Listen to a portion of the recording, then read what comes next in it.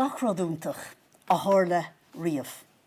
Hála sé ar dús is Léacht duine éigen. Bine dúirt Astrid Lindgren an scríbhneoir cáiliúil sin de chuid na Suailne. Údar na scialta úntacha sin de chuoine óga faoin galín beag cróga neamhsplach Pippi Longstocking.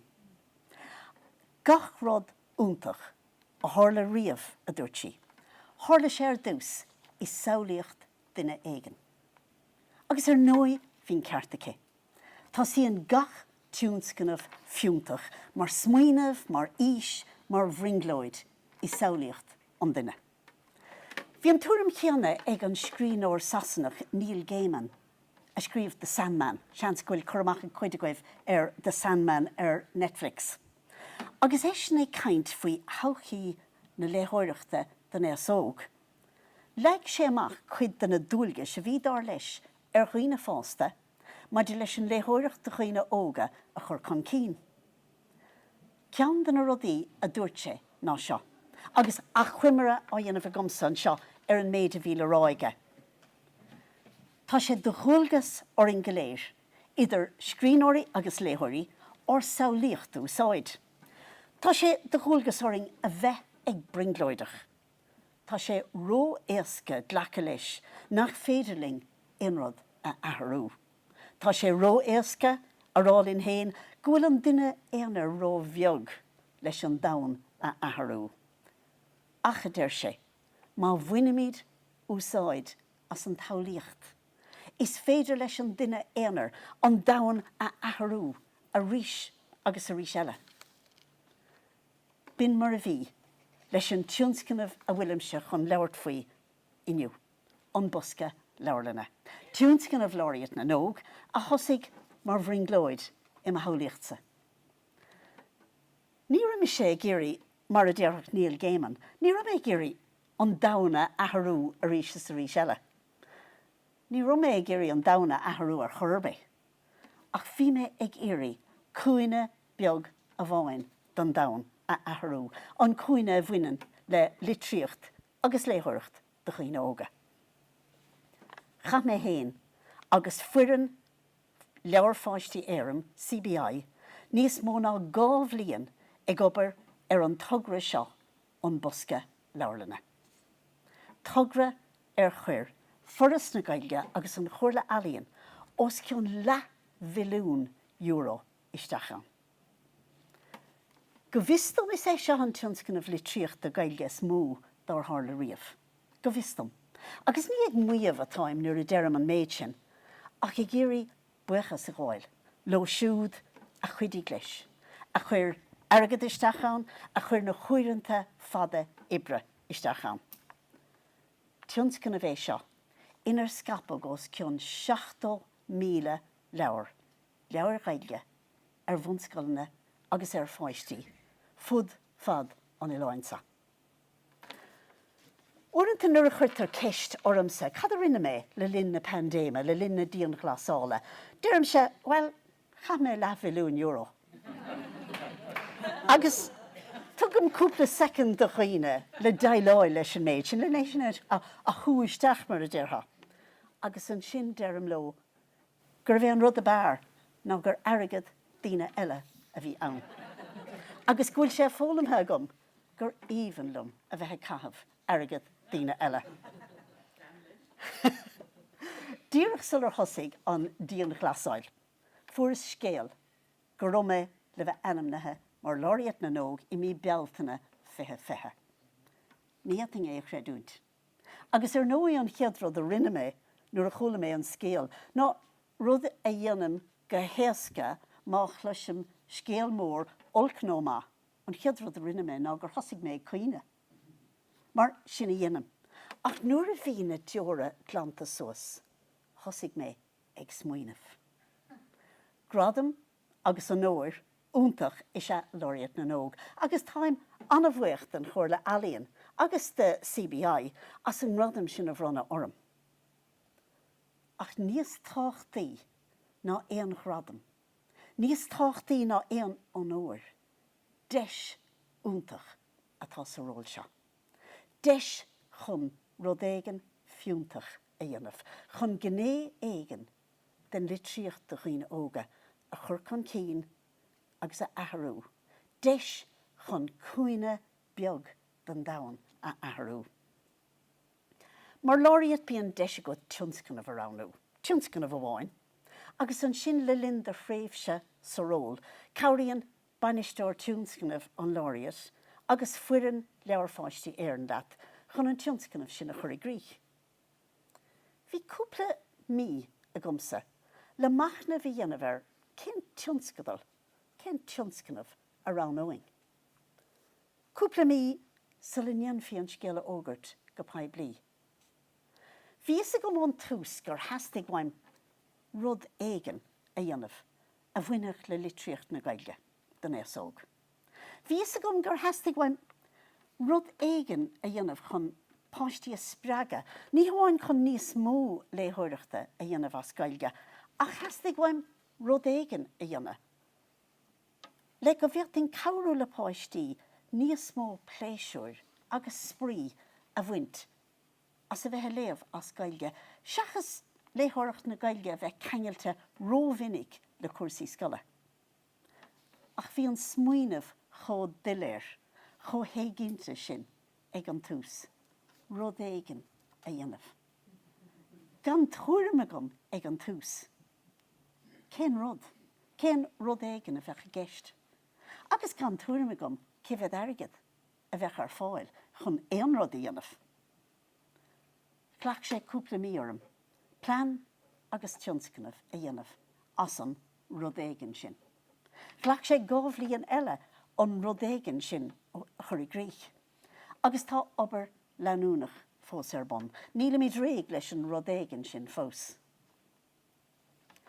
Nuair a fógraíodh go paibli go raibh le bheith a Laureate na nóg imi bealtainna fethe, leabhar mé faoin glócha do eicreachta a bhaineann dar lumsa le litríocht na Gaeilge do dhaoine óga.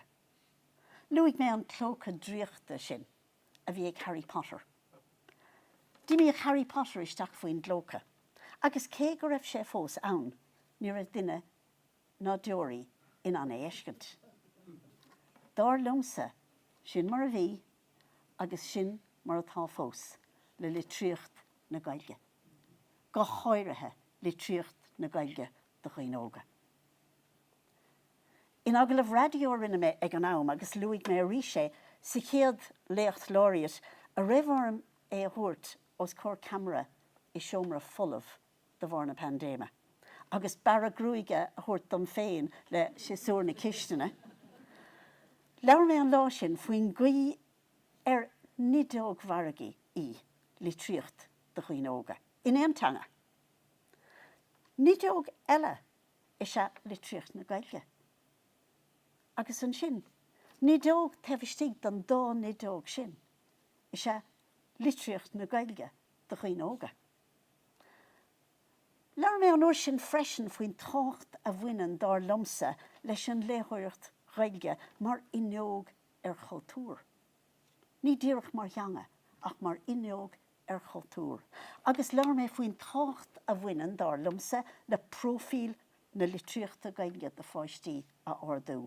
Hastig bhaim go bhfeiceach daoine idir óg agus éasta an réimse leathan leabhar do ord chaidáin atá ar fáil do dhaoine óga. Ach thar éon ní eile. Hastig bhaim páistí a spreaga. Chun a bheith ag léamh as Gaeilge nó chun leanúint orthú ag léamh as Gaeilge I gcóir pléisiúr. Agus é caint os cóir an chuiste Oireachtas cúpla mí ó hin. Dúirt an scríbhneoir agus fáilseoir Táig Mac Gonagain nach léigh déagóirí leabhar Gaeilge ar bhonn idé ólaíoch. Agus dar le siúd níor cheartdóibh. Cuirfí siad an leabhar Gaeilge I gcomparáid leis na saothar bhéarla is ansaló a dúirt sé. É an taobh leis. Bhí Táig ag caint faoi dhéagóirí ach dar lumsa buineann sé seo le gach léthir óg. Suas go dtí ís áirithe, glacaigh páiste leis an leabhar a chuir an mise nó tusa isteach ina lábha. Ach tagan an pointe, go gaitheadh siad féin an rabha a dhéanamh. Agus sin mar ba chóir. Má tá leabhar béarla níos spéisiúla, má tá scéal níos fearr, má tá clúdach agus na léirídí níos deise. Farír sin an leabhar a ránóid siad. Agus le dul eisiig níl géimean, credan sesin, gur féidir le duine fásta an dochar a dhéanamh. Má dhéanann siad leabhar de chineálacha áirithe a bhrú léthóirí óga. Dar leis, children should be allowed to read whatever they enjoy. Agus a deir sé, agus seo ceann le machna bhí ana bhar, well-meaning adults could destroy a child's love of reading forever. Spéisiúil nuair is smaoiníonn tú ar a gceann sin. An tuairim atá aige ná má bhruain tú leabhar áirithe ar fáistí. Tá buail ann go numpóid siad ina gcuine, agus béidir I gcuine na léthoireachta. Caafar páistí a bheala agus a spreaga seachas iad a bhrú. Mar chuoine fásta, cahamídna a chin tú go bhfuil na leabhar ar fáil, go bhfuil siad le feiceáil mar rogha. Ach ag deir an lé, caithfidh an duine óg, cuid éigean den rogha a dhéanamh, nó a bheith bainteach leis an rogha. Má heastíonn mhain, go leanfaidh léthoirí óga a raibh ag léamh as Gaeilge, mar a bhí rá ag taigmach gunnagáin, caithfidh na leabhar a bheith go maith, chomha leis na leabhar bhéarla. Agus sa látáin Johan, tá siad. Ach chum maileann iad a bheith go maith, caithfidh na leabhar a bheith le feiceáil. Caafar iad a chinach, agus caafar iad a chur ar fáil de fáistí mar rogha. Agus mis sé ag fás níos I d'Ibrdáin, ní raibh réimse leathan leabhar Gaeilge ar fáil sa cheantar. Agus maidir leis an méid a bhí ar fáil, ní éadtha rá go raibh na clúdaigh ró bhealtach. Is cuoin lumsa Séama, Jimín Warhaig, Nadine, Peabra Hamlin agus Eisiart agus nádar cadile a léamh, ach bhí an clúdach dawn nó bandarag céanna or go léir. Gach ceannacha. Is tócha go raibh sé sin iúnach go leor mar nach raibh siad le feiscint seachas ar leabharagán na scoile. Tá rudaí aithrithe inis agus aithrithe go mór, tá tithe fáilte chóireachta úntacha againn. Leabhar Gaeilge den sco á scríomh agus á bhailsiú de chuoin óga. Tá sa goin go léir nach bhfuil go leor acu ann den léthóir ciochrach díochasach, agus díaltamis an lá agus an ihe a chahabh, ag cain faoin na bearnaí agus na seanraí ina bhfuil gála hinna istíocht. Don Tioncnaimh Laureate áfach, ní rom mise ag géirí díriú ar na bearnaí sin. Ní rom ag géirí díriú ar na rudaí nach bhéaltaing a athrú. Bhíos ag smaoinemh ar an méid leabhar atá ann, leabhar úntacha de léthoirí óga, ach nach feictaríad. Má heann tú isteach I siopa, taobh mud na siopaí Gaeilge agus na siopaí Gaeltachta, cá bhfuil na leabhar Gaeilge. Go raibh vinnig, má tá siad ann in nechar, bíonn siad de bhlach I gcuine beag bídach, I bhlach sa dorchadas. I siopaí áirithe ní bhíonach 5 nó 6 cín de leabhar Gaeilge ann. Ach ar nui, fáinne fi atá seo. Ní féidirling an Milán ar fad a chur ar na siopaí.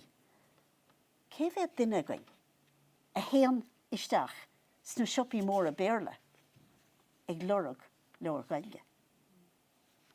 Tá sé de nós a goin go léir is tócha dul chuig na siopaí leabhar Gaeilge, nó dul ar líne dír chuig na fáilseoirí. Nuair a héim sé isteach I siopa áirithe I mai leabhar clia, bíonn fear an tiopa I gcónaí ansásta leabhar Gaeilge a ordúdam.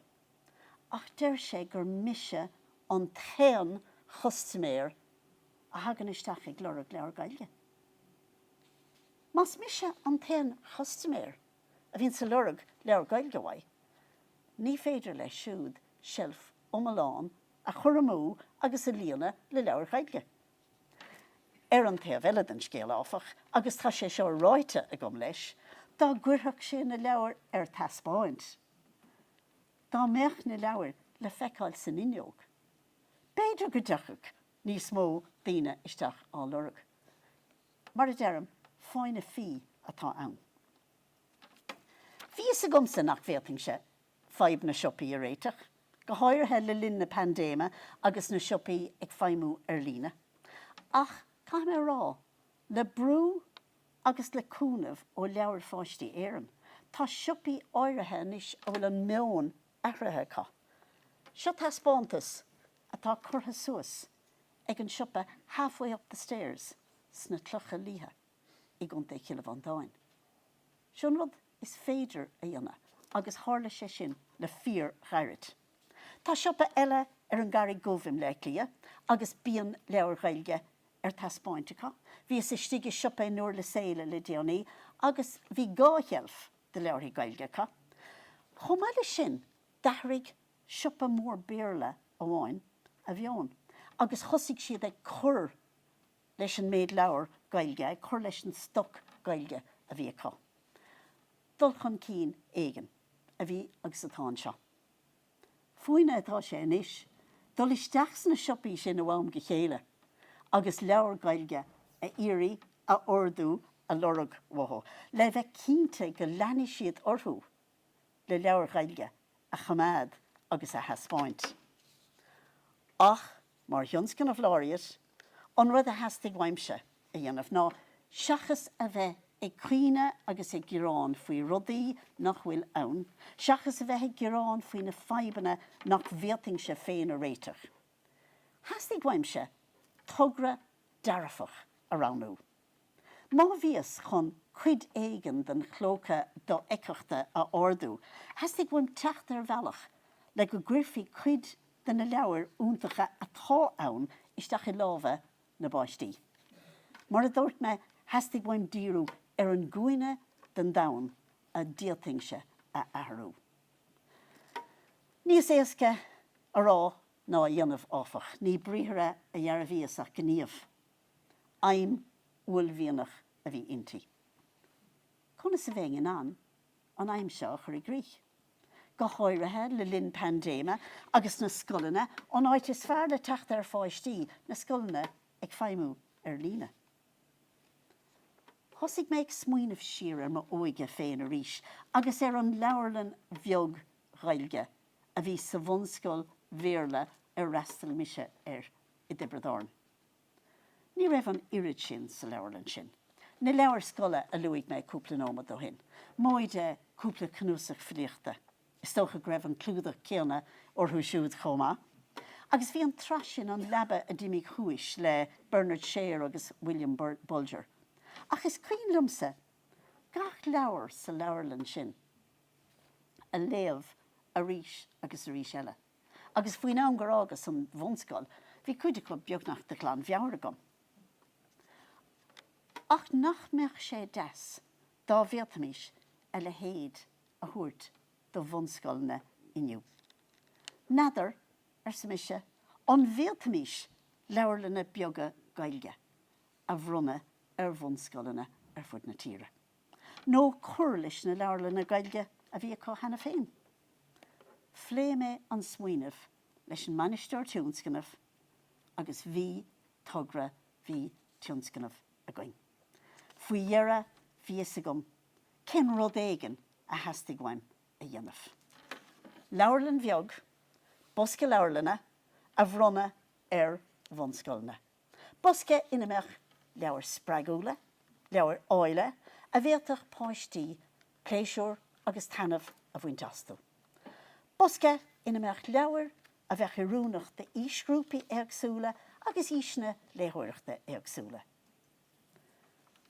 Buntáiste anna bhór a bhain leis seo ná go bhéad faoi tús a chur le tugra mar seo le linn na díon glasála.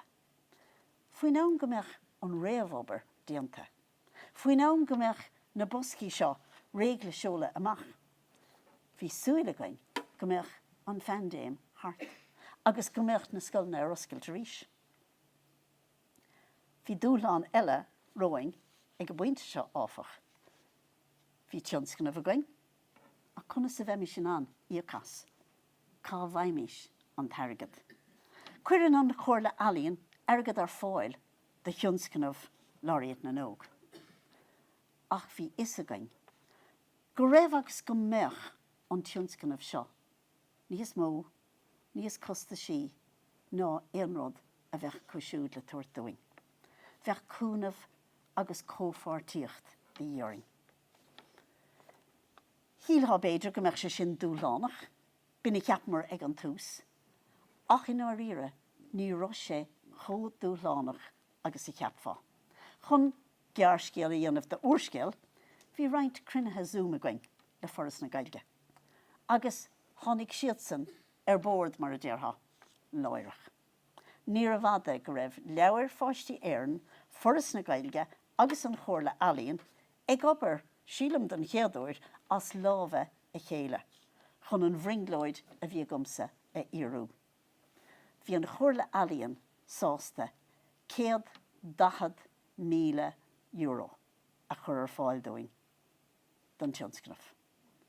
Bhí foras na Gaeilge sásta €300,000 a chur isteach ag a buinte sin agus tucha mé reisig an bhíogar sin ar ball.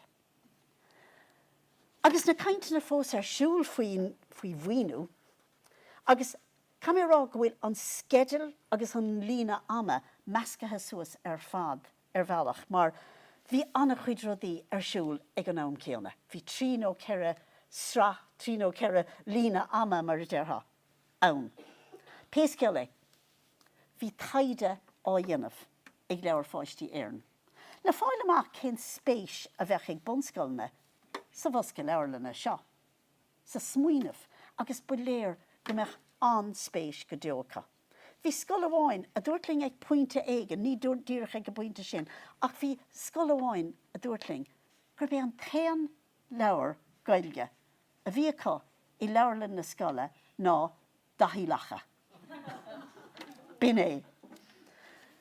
De chuir leabhar fáistí éireann, próiseas iiritais ar bon. Níor a bhí an bha, Bosca Leabhar, Bosca Leabharlainne, leabhar Gaeilge, a chur amach mar an níon faoi iad úsáid. Leis an bróiseas a dhéanamh níos siimplí, socríodh go bhaidh gaelscoilne agus bonscoilne Gaeltachta an Bosca Leabharlainne gan éon iiritas a chur isteach. Bhí is againn go mbeadh sé mthúisiúd. Agus amachchan seo munar mistelibh le né dhéanamh siimplí dom héin, tuairtha mé bonscoilne lán Gaeilge orú sinne ar fad, agus tuici sibh go bhfuil scoilne Gaeltachta agus bonscoilne Gaeltachta agus gaelscoilne I gceistegum. Ach ní bheadh ar na scoilne lán Gaeilge iiritas a chur isteach ar chorbe. Cuireadh próiseas ar bon mar sin, le go bhféadach bonscoilne bhí ag feimú tre bhean an bhéarla chur isteach ar. Tháinig an tófás iiritas isteach. Agus ar fad, idir na bonscoilne lán Gaeilge agus na scoilne béarla ar fad bhí os 1,800 scoil I gceist. Idir an dálinn, bhí mise ag léamh, faoi glas I mo heomra ag léamh. Cha mé na léhananta fada ag léamh gach leabhar Gaeilge de dhaoine óga a bhíoting mo lámh a legan orthú. Job álan le linn na díon glasála, mar I dtéir lecht an bhéarla what's not to like. Bhí sé thar a bheith deacair rabha dhéanamh áfach. Leabhar mé le sanolaithe, déis mé le cóirle, déis mé le moltaí, hí na listaí ag fás agus ag ahrú ó lá go lá. Dá bhéoting 20 leabhar aránú, dá bhéoting 50 leabhar aránú, mar amach sa Bosca ach 10 leabhar lista iníg lista. Agus ar nui, ní iireach na leabhar chéanna de bhonscoilne lán Gaeilge, is a d'ireach de bhonscoil a bheith a feimú tre bhean an bhéarla. Ní bheith an caiidán chéanna le Oireachta ag na páistí. An leabhar a bheith iarúnach de fáiste 5 bliana d'aois is scoil amháin, bheith páiste 10 bliana d'aois ag strachel leis is scoil eile. Ar deire socríodh gomach Bosca Leabharlainne Léacht de bhunscoilne Gaeilge fud fad an Ileáin. Gaelscoilne I dúisgurt na hÉireann san Áireamh. Agus Bosca Leabharlainne eile ann de bhunscoilne a bhí na feimú tre bhean an bhéarla. Nuair a tháinig an scéal ó oras na Gaeilge agus ón gcomharla ealaíonn faoin bhfuinú. Mar a dúirt mé 300 míle ag go buinte sin ó oras na Gaeilge, 110 míle ón gcomharla ealaíonn. Thosaigh fuireann leabhar fáistí éireann ag obair an mata. Bhí smaoinemh áil ina gcuin ag pointe bháin. Go méidir go mé sin an bosca a dhearra a bheith ina chealf nó ina leabharagán beag. Bheadh sé go hálam, ach ibrí amach go gosnóach sé anna chuid airgid. Agus bhí mar go léir gan túram go mbeadh sé bhad níos táchtaí níos mó leabhar a bheith ann seachas bosca nó sealf anna dheas, cuma cécho des is a bheadh sé. Nuair bhí an mata déanta, socríomh go bhíotamis 25 leabhar a churisteach I ngach bosca. Dhéanach sé sin Bosca Leabharlainne a dhéanach difríocht de scoil ar bith. Go háirithe I gá scoilanna nach raibh éon Leabharlainn Gaeilge cá. nó scoilanna nach raibh cá ach dahí lecha. Rinne mise na listaí dearnacha ag go buinte sin agus caiim rá gur bhí seo an chuid ba dheacra den obair domsa. Bhí leabhar úntacha an dá lista. Ach bhí leabhar úntacha eile nach raibh sa 125. Fiú dá bhéaltaing trocha nó 10 leabhar a ránú fós bheadh leabhar úntacha fág ar lár. Bhí an cinenne a dhéanamh áfach. Cuma cibhéad cóirla a rééis mé leihí. Bhí ormsa, freigrach a ghlacha agus bhí ormsa an ráha a dhéanamh. Agus rinne mé é. 25 leabhar, dárlumsa, a chabhróch le páistí de ísne agsúla, agus ísne léthireachta agsúla. Leabhar a chabhróch leo, tanmh, pléisiúr, sprí a bhaint as léthireacht na Gaeilge. 25 das na bonscoil na béarla, 25 eile do na bonscoil na Lán Gaeilge. Níor bheadh cúpla leabhar a bhí sa dábhosca. Ag go buinte sin, thosaigh fuireann leabhar fáistí éireann ar na leabhar a ordú. Bhí obair na gapal I gceist an sin. Bhí leabhar áirithe nach raibh ar fáil, ní raibh go leor coipeanna ar fáil, ní éiad faoi achló a bhfuil orthú tapig go leor. Bhí ormsa ráha eile dhéanamh, ach ar dara thosaigh na leabhar ag teachtaisteach. Fós bhí sortáil le déanamh. Fós bhí pacáil le déanamh orthú. Ach ar dara, idir feabhra agus mórta na bliana seo. Cuireadh 2000, 200 Bosca Leabharlainne amach chuig scoilne ar fud na tíre. Bin 55 mhíle leabhar. Gach ceannacha ránathe go cuaramach. Níor diúltaíodh de Oireachtas ar bith. Gach ile scoil a chuiristeach ar an Bosca Leabharlainne. Fuair ré. An nuas ar sin, rinne mar cinenne go ndeanfaí an dábhosca a bhrunne ar na scoilanna Lán Gaeilge ar fad. Réitigh sé sin rud a bhí ag chorás go mór domsa. Bhí an Bosca Leabharlainne don na scoilanna Lán Gaeilge dírithe don chuid is mó ar na hárdranganna ó abramis ranga 3 suas. Na ranganna ina dosíon go leor páistí ag iompú ar léthireacht an bhéarla. Ní raibh cúpla leabhar sa bhosca sin don na bunranganna. Ach inis bheadh an dábhosca cá, agus na leabhar a bheith iarúnach don na scoil na béarla, bheadí sin iarúnach don na bunranganna sna scoil na Lán Gaeilge. Agus bhí mise thar bheith sásta leis sin. Chomá leis na boscaí féin, bhí próisias Oireachtais eile á agrú. Socríodh ón tús, go mbeadh scéim chonathe léthireachta le halaíontóir ar fáil do 20 scoil. Ó hebh airgid de ní iad faoi freastal ar níos mó ná sin. ach de chuir níos mó ná 500 scoil isteach sin. Agus nuair a bhíos a caint faoi bheith léamh I mar cheomra beag le linn na díon glasála, bhí léthireacht de chinál eile le déanamh gomsa inis. De léig mé féin, agus an banisteoir Tioncnaimh, gach ile Oireachtas. An chuid is smócha aus fad, déad faoi scéim a bhrunna bheognach gach ceannacha. Ní racha mé isteach go mionán, ach tám sé rá, gra sé aníheachar fithe scoil a ránú, dara ráníog fithe héan. Níor bhrisebar gríthe leis an gceann breise. Ach, tuach mé raisig an scéim sin I gceann nómad. Faoin am seo bhí 55,000 leabhar seolta amach. Ach an bhéad faoi a bheith cínte. Go muin faoi úsáid asú. Go gcuirfaí isteach na seomraí ranga iad, nó I leabharlainne na scoile iad, go muinneach páistí tarbheith, sprí, pléisiúr asú. An raibh an buil ann go bhannach an Bosca Leabharlainne seo, ina hí sa chuoine nó in ifig duine éigen. Ní ramar a géirí gomach sé na elephant sa chuoine. Ní bheith an spéis céanna I gach múinteoir I léthireacht na Gaeilge. Ní bheith an bhuinín chéanna I gach múinteoir as tú féin, maidir le léthireacht na Gaeilge, go háirithe sna scoil na béarla. Conna sa bheith mé sin an, cabhrú le múinteoirí agus iad siúd a spreaga le go muin fi las agus pléisiúr as na leabhar.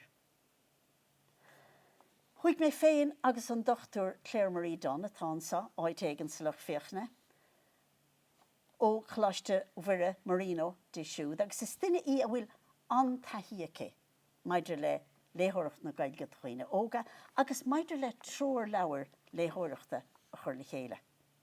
Chumar bert I mon ibre le chéile. Agus chuirimar túran is 8 smaoinemh le chéile. Smaointe maidir le chluí agus gníomhíochtaí, gníomhíochtaí réamhléthireachta, gníomhíochtaí léthireachta, gníomhíochtaí iarléthireachta. Chuir Claire Marie agar na smaointe, agus chuir Jenny Murray ó leabharfáistí éireann na smaointe seo le chéile I bhuirim leabharáin. An leabharán seo. Bímis ag léamh. Agus tá cúpla cóip an sin, tá fíormheagán cóipanna de seo fágtha. Mar an rud a rinnemar ná gur chuirimar roinnt cóipanna isteach I ngach Bosca Leabharlainne. Agus chomáile sin má tá spéis ag iondanna ann is féidir é íoslódáil líne www.childrenslaureate.ie. Thasíomar sa leabharán seo le smaointe thar a bheith siimplí. Amhráin nó dáanta Gaeilge a bheith ar siúil sa chúlra agus páistí man Áine nó iad a bheith ar siúil sa chóir ag tuismitheoirí. Leabharmharca chruthú, mar gníomhíocht réamhléthireachta, agus é úsáid a ríis dá a bhíon leat mar gníomhíocht iarléthireachta. Nuair bhí duine am a fáistí héin I rang a 2 nó 3. Thugus faoi nara gra sé gairí as a bheith ag léamh as Gaeilge.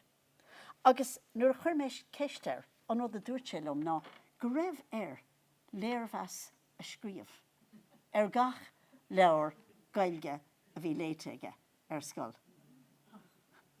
Agus nói, cén duine, cén páiste nach nairóch as a bheith ag léamh leis nobair sin. A cad faoi thuúil de leabharmharc. Spás a bheith ann. Teidil gach leabhar atá léite ag páiste. Agus roinnt réaltaí a bhronna go bhfad níos éasca nó léirmheas céad focail nó péro dé. Is féidir anna chuid dhéanamh leis an mlorba chúil leabhar freisin. Déatá an blorba a léamh. Das na páistí gan a leabhar a bheith léite. Déatá an blorba a léamh agus lígant das na páistí scéal nua a chuma maidir leis an mlorba. A scéal féin, chuma ó bhéal, chuma I ngrúpaí, chuma I mertana, nó I gcónaí bíon daoine gur maiile rudaí chuma lóhéin. Ina dhéag sin, tréis dóibh na scéalta agsúla a roinnt is féidir an leabhar a léamh. Is féidir lehanach aránú as leabhar, agus go leor rudaí a bhanú seo. Díaltá chórá díospóireacht a bheith ann féin na bacha abramis. Díal fá Tioncnaimh a bhanú Abramis ó stán na bheithidí a chrothú in gáirdín na scoile. nó píosa beag alína blahan na pápéir a chrothú das na bacha. nó díaltá dánta áráin a chuma bunathe an leabhar. Sulla do sófa an leabhar a léamh nó nuair a bheith an Laureate Lecture. Mar gníomhaíocht léthóireachta díreach le sampla a chuirtíomh, díaltá mar hampla pictúr a chhlacha, gríon a chhlacha den na lehannig éagsúla. Agus an sin an glórbán idir gníomhach, nó pe tabléad atá ag na páistí scoil, díaltá Mírní Mary a chrothú. Agus go mbeadh grúpa nó bhirtaine an scéal a chur in ord. Rinne me sé é sin ag ceartlan léthóireachta lámháin, agus an rud a rinne me ní leis an leabhar seo mar ní gá go mbeadh pe leabhar a bhaineann tú úsáid as, ní gá go mbeadh sé sa Bosca Leabharlainne. Ach rinne me é le leabhar, seanna leabhar dar a bheanam an pot a folamh. Agus an rud a rinne me ná bhí hart ar 5 lehanach déag sa leabhar. So rinne me fótacóid de gach lehanach, rinne me gábhart agus rain me an rang bhí trocha páiste sa rang, thug me lehanach de gach páiste. Agus bhí gach páiste, so bhí gá grúpa ann de 5 déag.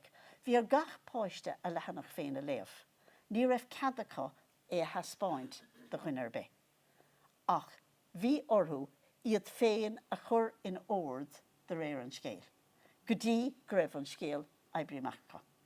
A gcuí sin, hí na páistí ag léamh in anistóid féin. Agus cléthe a bhí ann, seachas léirmheas céad focail. Tá smaointe anna himplí sa leabhar seo, a bheith i rúnach de fáistí nach bhfuil mór an taithíocha leabhar Gaeilge a léamh, tá smaointe eile sa leabharán a bhéad faoi a úsáid le léthirí cumasacha. Agus mar a dúirt me cúpla cóipla fáil sin, níl mórrán cóipanna fágtha going, ach is féidir teacht www.childrenslaureate.ie. Lína freisin ag an nas Téama, tá físeáin a rinne trúr scríóirí, Saibh Devlin, Myra Zepf agus mar Nichiaváin, agus smaointe úntacha sna físeáin sin freisin, maidir le cluichí eile, maidir le gníomhaíochtaí léthóireachta. Ach, maidir leis na scémanna cónathe, a luigh me níos luúthe. Tháinig scéalta úntacha a reiscúing na meán hóisialta, ó bhúintóirí agus ó na halíontóirí a bhí ag obair leis na páistí. Chula mar scéalta faoi chluichí, faoi chrámaí, popéad á nionamh, cóisirí léthóireachta in raibh páistí ina lí hart sa hala, grán rósta á ithecha agus iad ag léamh. Chula mar faoi, ag seo ceansna cína hean go mórlamsa, chula mar faoi café ó léamh. Hanse sin go mórlamsa, bhí sé sin ag scríóir amháin. Agus bhí scríóir eile, alíontóir eile, a thug téfota folamh isteach sa seomra leis, gach uair. Agus bhí gach páiste ghlacha le cupán té saoilteach ag tús an teisiúin. Mar dóir le siúd, caiith tú cupán té a bheith agat, nuair atá tú lé le scéalta. Ceapas go raibh an ceann sin spéisiúil freisin. Bhí an tá dearg na scoilne a bhuaig na scémanna cónathe seo. Agus deireadh gur bhuaig siad é mar bhí oring an fethe héan is fearr a ránú. Agus cinál, well, bhí sé gard a bheith na chránachar idir cuidecha, ach ráníomar an fethe héan is fearr. Ach, níos fearr fós, ní raibh deire fós le flathúlacht oras na Gaeilge. So le neachig na halíontóirí amach chuig na scoileanna. Tháinig foras na Gaeilge reiscúing le harigad breise. €160,000 sa bhreis. Thug an muoinú breise seo, deisúing níos mó leabhar a bhronna na scoileanna a bhí ránathe den scéim chónathe. Bronna gá leabhar an duine gach páiste a ghlach páirt sa scéim, agus bronnach leabhar bhreise na scoileanna seo chomha. Son omláin, scapag, os cion 61 mhíle leabhar.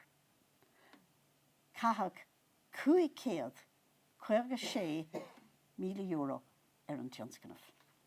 110 míle ón Gcomhairle Alainn, agus 160 míle ó Oras na Gaeilge, agus ní dheachaig irid is euro amháin amú.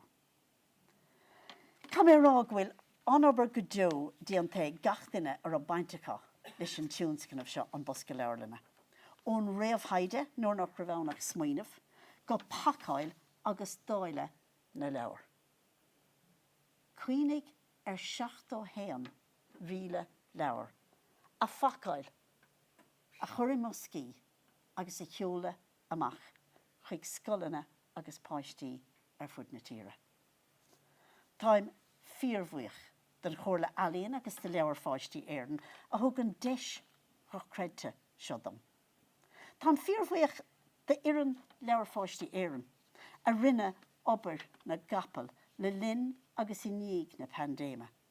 Agus táim fíormhuich den Chomhairle Alainn agus de Oras na Gaeilge a chur muoinú do creidte ar fáil. Agus a thug deis domsa an rud éigean sin a luigh mé ag an tús a orbert ó smaoinemh go Tioncnaimh. Agus a thug deis dom. Well, ní domsa bháin, ach domsa agus den iarrainn. 2000 Bosca Leabharlainne, agus 61 mhíle leabhar, a chur isteach I lámha páistí ar fud na tíre. Bhí léhananta ann gur bhrachas go rabhas I má Sisyphus, nadidir an cuimhnimh Sisyphus I mitas na Gréige. Tá dhear an dia Zeus, pianos Sisyphus, pianos siarí, go mbeadh an tíríocht fad a chahabh agus bolán ábhrú aige, suas an cnoc I Hades. Ní bhainneach sé bár an chinic amach go deo. Bin mar bhrachas a rís is rís eile, agus sin mar bhreatham fós ó am go chéile, ach níl bár an chinic buinte amach going fós. Teochaigh dara le mar raibh se Laureate I mí bealtainna na bliana se chuain, bealtainna 23. Idir seo is sin, tá pleana going dul thart na choláistí I lúna fad, agus Léacht nó cearlan I dhéanamh. I ngach ceannacha, maidir le sprí a bhaint as léthireacht na Gaeilges na scoilne. Má aimse deis leabhar trocha nó chuige nó seasca mac léinn. Tá súla gom go mbeidh tionachar éigean a gomsa orthú siúd, agus amachchan seo go mbeidh tionachar a cúisiúd I gach duineacha ar trocha dalta sa seomra ranga.